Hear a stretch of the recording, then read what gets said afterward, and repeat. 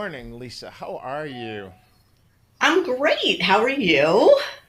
I'm good. Well, I'm living my new normal, which is very much the same as my old normal. Feels like Groundhog Day all over again. Well, I've been It's- seeing your beautiful meals that you've been posting on social media. You've definitely changed your diet a little bit, at least, right? yeah, I so to digress for a second, we will talk about tennis at some point in time during this. Yeah. I have been eating seafood about 3 times a week, chicken one or two other times a week, and then salad the rest of the time. I have had one hamburger.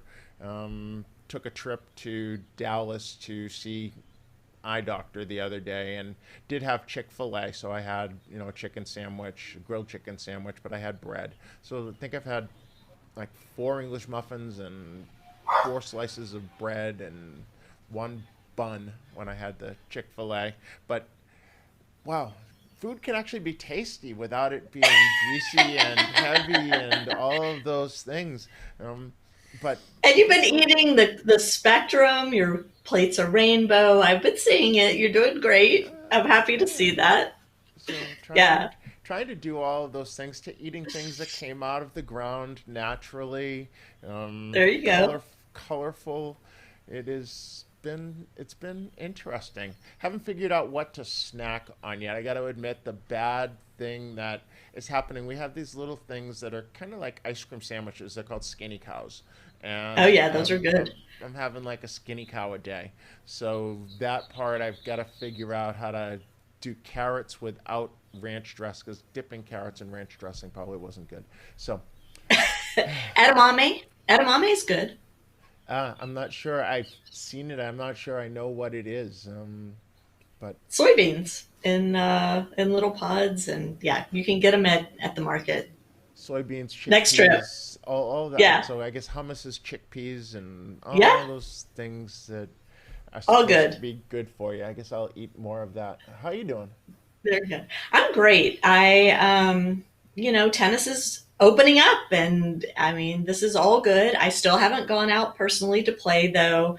I did go out yesterday and hit against my garage door, which I'm sure my neighbors were thrilled about because we have a metal garage door. So it's a bit loud and the ball doesn't bounce really well off it, but it did feel good to have a tennis racket in my hand. And it felt weird, but it felt good. I know lots of people out playing. I think it's, if you feel comfortable doing that, more power to you as long as you're following all the safety guidelines, which we now know there are lots of guidelines in place. We've seen the signage USTA's put out, some great graphics, and, different facilities around the country are using different graphics to remind their players to maintain social distancing, to wash their hands, all those things. Bring your own towel, bring your own water, all that stuff. So I think it's great. Again, I'm not there yet. I'm not ready to play, and which worries me a little bit because I have to say, like, who's going to want to go out and hit with me by the time I'm ready to get out there? All of my cronies have been out hitting, and I'm going to be so rusty. But hopefully, somebody will take pity on me. Yeah, they'll be back in form and you'll be rusty. It was interesting. Yeah. I'm looking online because my daughter used to play soccer and futsal. And so I have some futsal programs that I follow a little bit. And there was a video Right. out depicting what the first week of practice will look like back at futsal. And everybody who touches the ball trips over it and falls over backwards. And Yeah. it was pretty comical. Uh, Um, we're about to have a bark fest. Sorry about this. I no don't know if you worries. are picking it Somebody up. commented last week not to worry about the dogs, so we won't worry about the dogs. We'll just Okay, keep on good. rolling. Texas just day before yesterday. Yeah, day before yesterday, the governor announced that May 31st camps are back. So he actually opened up All childcare day camps. immediately. So as of Tuesday, he said childcare is a thing again, including boys and girls clubs. So letting those be go back into business because people can't go back to work if they don't have a place for their child. Yeah. And then that camps could be a thing come the 31st of May. So come June, camps will open back up. I'm not sure what that will look like for tennis programs if we're going to go back to, and I don't mean us, Austin Tennis Academy, because we've set forth protocols for the summer which mirror almost identically what we were doing into the spring, although maybe even a little bit stricter to make sure that people weren't being too close together. But if So you were no one of those camps at ATA? programs, yeah, not called camps. So, we Okay. made a specific decision that that word camp, the connotation associated with it, wasn't going to be good for summer. Okay. And we've essentially recoined them for what they are, which is summer semis. So it is still two kids on a court, um, Gotcha. with a coach for every couple of courts. And so it's just, it's semi on a court, two people. So every once in a while, maybe three. But that's the deal. The number of kids on a red court, that was the one that got a little bit challenging, because Mm, having six nets, but it's 12 kids on six netted courts on one court, court turned sideways, hmm. and then six little red courts, and two kids per red court, so 12 kids on that one Okay. space, but still pretty good. 60 feet long by 18 Yeah, feet wide. That's still pretty good space between two. Um, I've sure. seen somebody in Massachusetts put out a visual guide for how to set up different numbers of people per court, and how to do like some things which are two on ones, and where do you have two people versus one, so that it still maintains certain distance between the people on the different courts as well as within the single court. I thought that Hmm. was an interesting piece of content and different than what I had seen come out from USTA and other places. I don't know what kind of great guidance you've come across or people have sent you.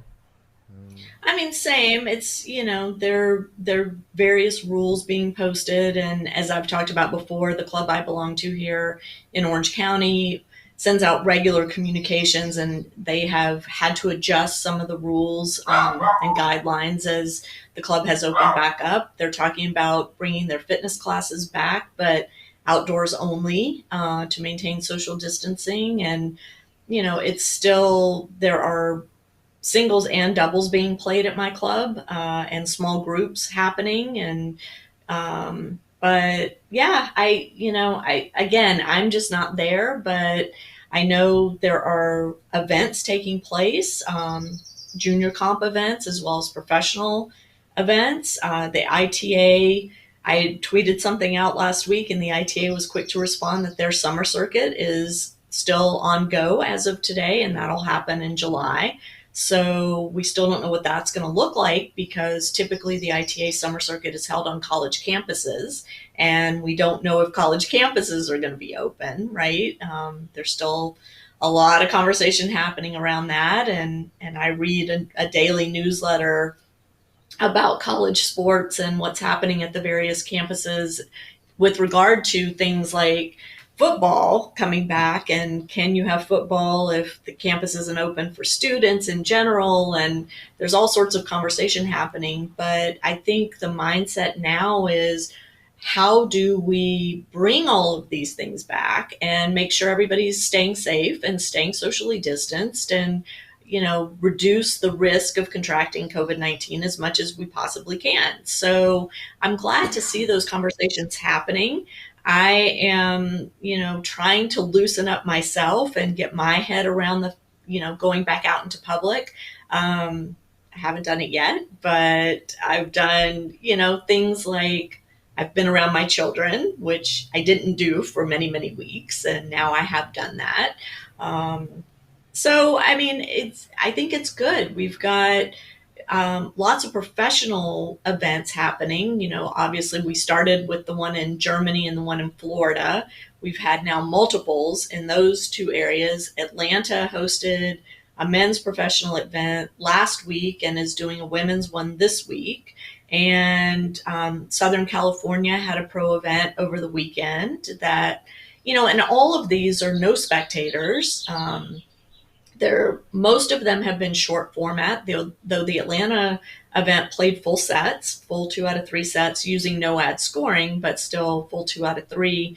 Whereas the other events that I've seen are using more of a fast four format where they play sets to four, also with no ad, but they're, may have one chair umpire, but no linesman on the court, no ball kids, obviously. And the stands are completely empty, which for players who are used to playing at the futures or challengers level, that's not so different for them. I mean, let's be honest. I mean, sad but true. Um, what will be interesting for me is to see the junior events that are happening now, and I know there have been several in Atlanta already. There are some facilities in Atlanta that never shut down at all and continue to have events during the lockdown. So I will refrain from commenting on that, but suffice it to say that now that things are open, and allowed to be open in Atlanta, I think we're going to see a lot more junior events happening. They'll be small, hopefully, but we got word this week that the Midwest section has canceled its sectional closed. The Southern section has rescheduled its sectional closed, and it'll be interesting to see Yeah, if ours if isn't parents are happening. willing to travel. Hmm. Yeah. What? Sorry, what'd you say? No, I said the Texas one isn't happening, or very well may happen in the fall sometime. That's Yeah. been rescheduled. I'm not sure as how that will play out because generally that role of the sectional closed has been to qualify people into nationals or the major Right. point. But with clay courts being canceled, also, um, we're now down to August events, so hard courts, Kalamazoo, San Diego, et al. And are Um, those going to happen? And if they do, I mean, here's the big question, right? If those events happen, which of course we want them to happen, but how do they happen? How do kids qualify in? How are kids mentally and physically prepared to compete at a national level if they haven't had opportunities to compete locally for 3, 4 months? What happens fitness wise to them? Are they going to be able to handle the heat and the humidity and the stress of competition? How do they get to the event? Where do they stay once they get there? Are people comfortable hopping on a plane, staying in a hotel, eating in restaurants, in an environment that's not their home environment? So there's so many components to all of this working. And I know these conversations are happening at USTA. They're talking about what it will look like if these events come back. But in the meantime, how do kids get ready to compete at that level? so I believe we're going to see a lot of different trial and error things because we as a society, the world is all in this moment of we're in the unknown, and so we're trying different things. So different places are opening in different ways, restaurants trying different things. You see a lot of plexiglass going up in different places where people need to be together or trying to make it so that we can maximize space usage still to make businesses viable. um, I know that the economics of a tennis court, having two people on a court, is pretty hard if you're figuring what that revenue per court per hour is going to be. Having tennis events, which are much smaller, make it hard because running tournaments isn't a real profitable business, anyways. And so, if it's become even more marginal, will those providers of tournaments continue to do so? And at the level that they do. So there are some people who run lots of tournaments, right? And that's Right. kind of almost their main business. But if they can't do what they need to do financially with those events anymore, will they continue to run them at all? And what will that shakeout be? And I think we don't really have any idea. And I suspect as we start looking all the way through the collegiate calendar and what that looks like, it's very Yeah, it's a unsure, lot. right? Yeah, because Well, college, and I nothing think looks the same. California's not having no. in-person classes. Some of the places are now saying Just the they will Cal have, States. Just the Cal um, States have right, but I believe closed. Stanford also. Oh, did they? Isn't. I hadn't Yeah, seen that. I Okay. but then there are others who are now saying that they're only going to have in class or in bricks and mortar classes up until sometime the early part of November, because of fear that that next wave will The come next as wave. winter and Yeah. flu comes on, and minimizing the amount of kids home for Thanksgiving, back to class, home for Christmas, back to class, and that travel being what could take a hot spot and spread it to many places. So, Right. there's now talk of a college might have a very small fall semester or smaller, and then not come back to bricks and mortar until spring. And then what does that look like if we're talking about the spring season for tennis, yet they're not having people back on campus yet? Yeah. Yeah, and let's be clear, typically tennis competition starts in January with non-conference play and the ITA kickoff events and all of that. So, yeah, you're right. I mean, it'll be interesting to see what happens there.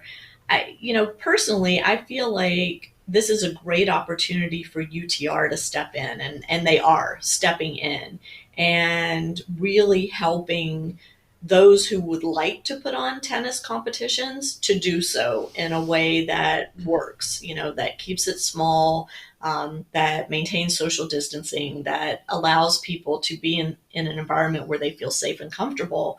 And, so I think that's great. I think, UTR has been poised for a situation that we find ourselves in right now. They've been waiting for this to happen where Well, maybe USTA not events are this, being but canceled. something. Yeah, Well, yeah. not this, but I'm saying um, this type of environment where, I mean, this is what they've been trying to promote all along: localized play, not doing it necessarily by age or gender, but rather by tennis level. So, holding events where boys and girls are competing against one another. It's not necessarily, a 12 and under, 14 and under, et cetera, but rather, a UTR 1 to 3, 4 to 6, 7 to 9, like that, so that players of like levels are on the court together, regardless of age and gender. And And this why not, environment right? right now seems perfect. Yeah. Yeah,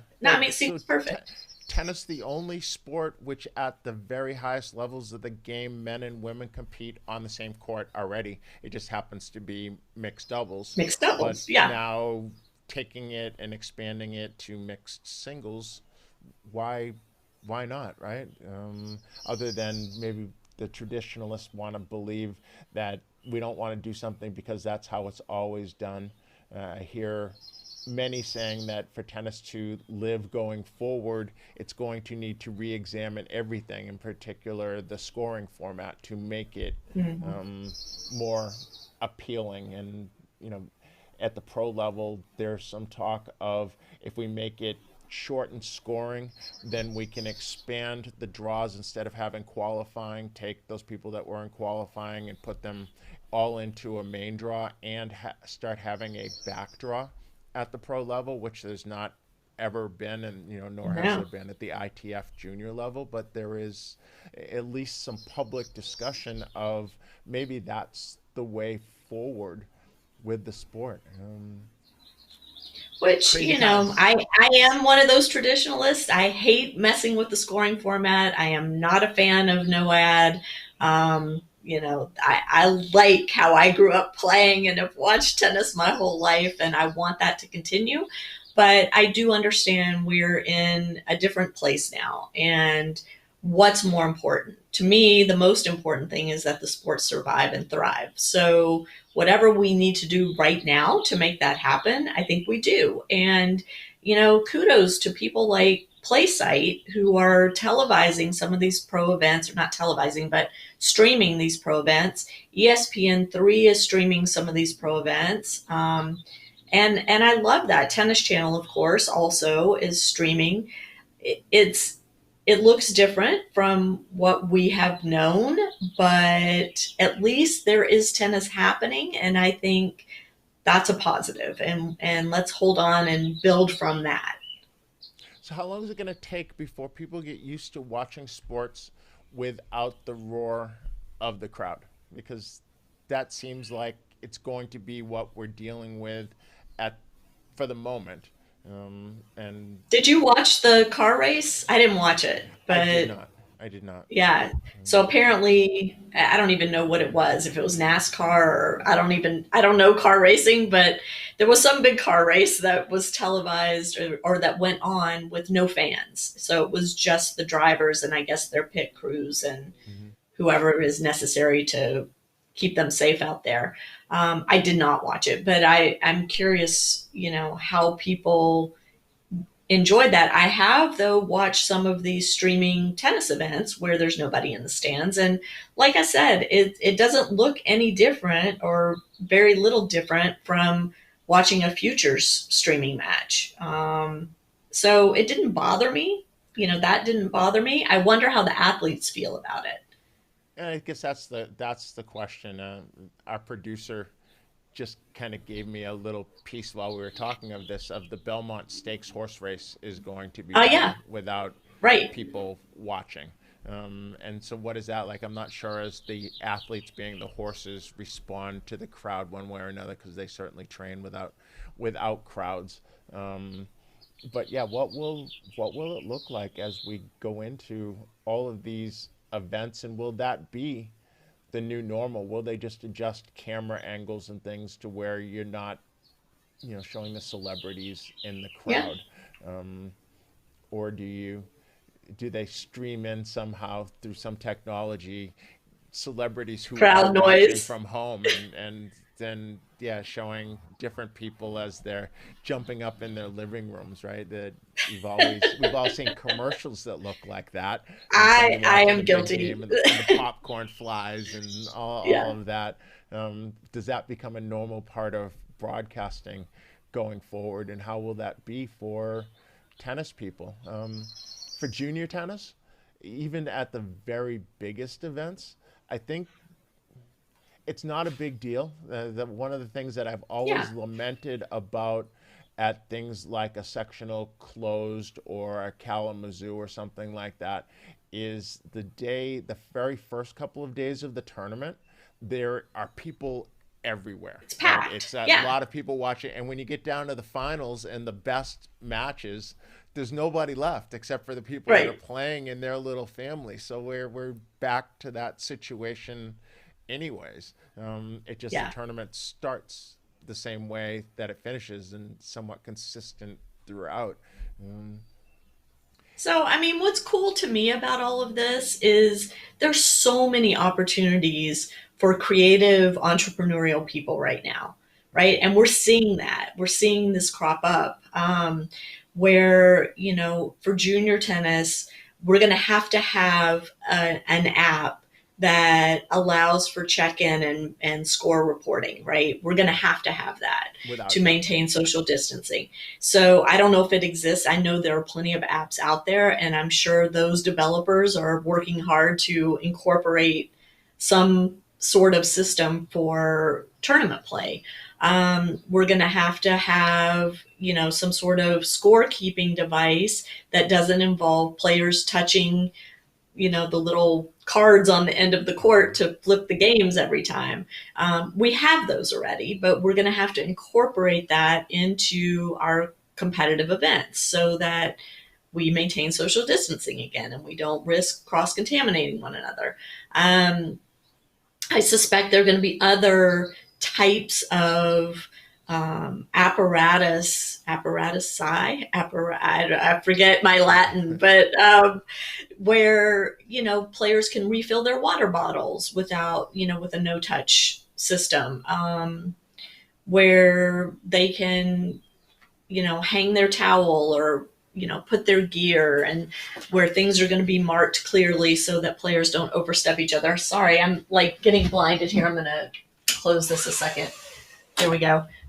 Sorry about that, producer Kim. I know that just drove you nuts for me to go out of frame, but that light was in my eyes. But I do think there are all sorts of really cool opportunities right now. And I think we're going to see people stepping up to the challenge. And we're going to see all kinds of new sports related um, businesses and apps and paraphernalia crop up, as we've already seen with the cottage industry with the cloth masks, right? Yep. So, Americans are known for being um, creative and stepping up to those challenges. I know other countries have the same thing where, you always have people who are willing to take a look at the current situation, project forward, and understand what is going to be needed if we're going to resume some semblance of normalcy. And so I'm excited to see all that. I think it's going to be interesting.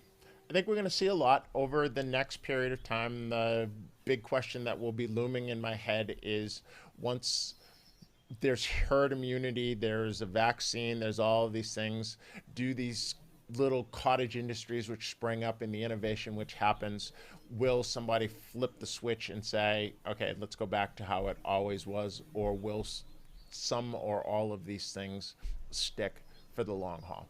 And I Yeah. guess we won't know, but I No, think the thing that we are going to know is that when we're back here this time next week, it's going to look different than it looks right now, because that seems to have held absolutely. true for the last couple of months.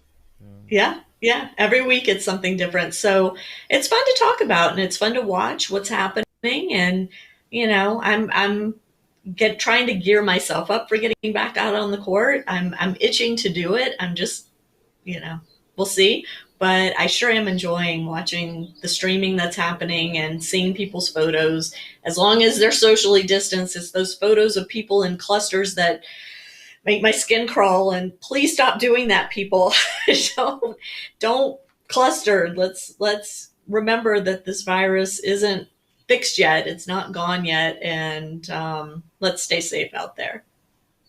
We'll be back next week, and we hope that you will join us. If you'd like to see what the progression has looked like throughout this pandemic, you can go to the Parenting Aces or the Tennis 2020 YouTube channels that you can look back through the past. I think this is episode 17. So a lot has changed Wow, over the period we've been doing this, Lisa, and we're going to be back again next week and doing it some more. absolutely. Have a great week. Talk to you then. You too. Thanks. See ya.